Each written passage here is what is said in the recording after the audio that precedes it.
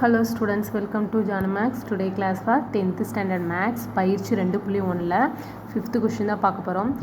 எந்த மிகை முழுவின் வர்க்கத்தையும் 4ஆல் வகுக்கும் போது மீதி 0 மற்றும் 1 மட்டுமே கிடைக்கும் என நிறுவுக. ஸோ அவங்க மிகை முழுக்கன்னு சொல்லிட்டாங்க, நாமளே தான் நம்பர் எடுத்துக்கணும். அதை 4ஆல் வகுக்கும் போது மீதி என்ன கிடைக்கணும், 0வும் 1ம் கிடைக்கணும். அப்படின்ற நம்பர்ஸ் தான் சூஸ் பண்ணோம். ஓகேங்களா?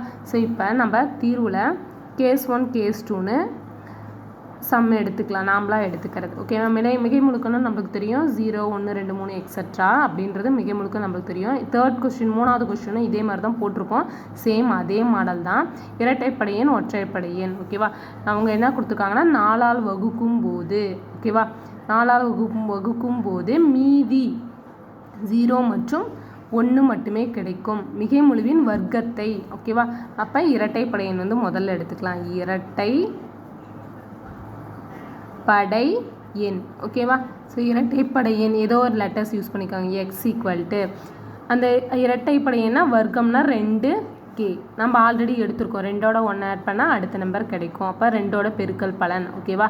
ஸோ இதே தான் மூணாவது சம்லையும் போட்டிருப்போம், 2k அதனுடைய வர்க்கம். ஓகேவா? வர்க்கம்னா இதை ஸ்கொயர் பண்ணணும், எக்ஸ்ன்ற டேர்ம் நாமளாக எடுத்தது, அதை வந்து ஸ்கொயர் பண்ணணும். அப்போ எக்ஸ் ஸ்கொயர் பண்ணால் 2kவையும் என்ன பண்ணணும், ஸ்கொயர் பண்ணணும். அதில் பெருக்கல் பலன் கண்டுபிடிச்சி இதில் வர்க்கம் கண்டுபிடிக்க போகிறோம். அப்போ 2k ஹோல் ஸ்கொயர்னால இந்த ஸ்கொயர்ன்றது 2க்கும் எடுத்துக்கணும், 4க்கும் எடுத்துக்கணும். 2 ஸ்கொயர் பண்ணால் 2 2 4, கேவை ஸ்கொயர் பண்ணால் கே ஸ்கொயர். ஓகேவா? ஸோ இதுதான் இதனுடைய இது. இப்போ இதுக்கு மீதி என்ன கிடைச்சிருக்கோம், இங்கே எந்த நம்பருமே வரல, அப்போ இந்த இடத்துல என்ன இருக்கும், 0. இது பார்க்கும்போது எப்படி இருக்குது, எல்லாம் a equal to BQ + R. பாருங்கள், 4ஆல் வகுக்கும் போது மீதி 0 கிடைச்சிருக்கு. ஓகேவா? அப்போ இங்கு 4ஆல் வகுக்கும் போது மீதி 0 கிடைக்கிறது.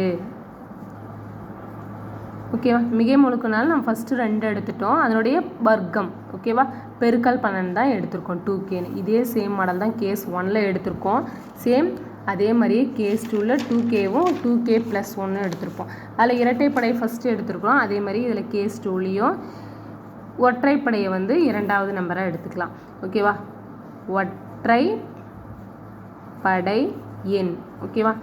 இப்போ மிகை முழுனால் 2 எடுத்துக்கிட்டோம், 2ஓட 1 ஆட் பண்ணும்போது நம்மளுக்கு அடுத்த நம்பர் 3 கிடைக்கும். அப்போ 2, 3, 4, எக்ஸட்ரா அப்படின்றது தான் மிகை முழு நம்மளுக்கு தெரியும். அப்போ 2ஓட 1 கூட்டினா தான் அடுத்த நம்பர் நம்மளுக்கு என்ன கிடைக்குது, 3 கிடைக்குது.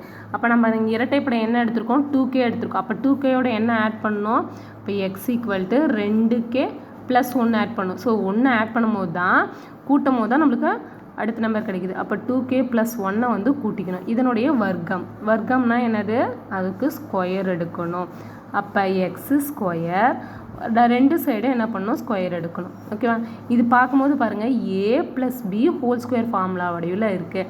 ஏன்றது 2kவும் 1ன்றது +1ன்றது பியோட வேல்யூவும் எடுத்துக்கணும். ஸோ இது எப்படி இருக்குன்னா, a + b whole square formula வடிவில் இருக்குது.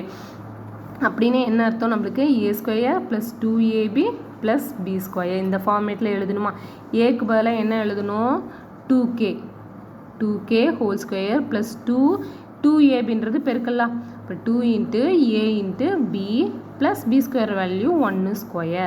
ஓகேவா? அப்போ இந்த ஸ்கொயருன்றது 2க்கும் பொதுவு, ஏன்னா ப்ராக்கெட் போட்டிருக்கோம், ஹோல் ஸ்கொயர் போட்டிருக்கோம். இந்த ஸ்கொயருன்றது 2க்கும் எடுக்கணும், கேக்கும் எடுக்கணும். 2க்கு எடுத்தால் 4, 2 2 4 k² ப்ளஸ் இது 3 எப்படி இருக்குது, பெருக்கல் இருக்குது, 2 2 4 4 1 4k, 1 ஸ்கொயர் பண்ணால் 1. ஓகேவா? இந்த ரெண்டுத்துலேயும் பாருங்கள் 4 பொதுவாக இருக்கா, அதே மாதிரி கேவும் இருக்குது. அப்போ 4k அப்படியே வெளியில் எடுத்துகிட்டு, இதில் 4k போயிடுச்சுன்னா 1k மட்டும் இருக்கும், இதில் 4k அப்படி போயிடுச்சுன்னா 1 மட்டும் இருக்கும், +1.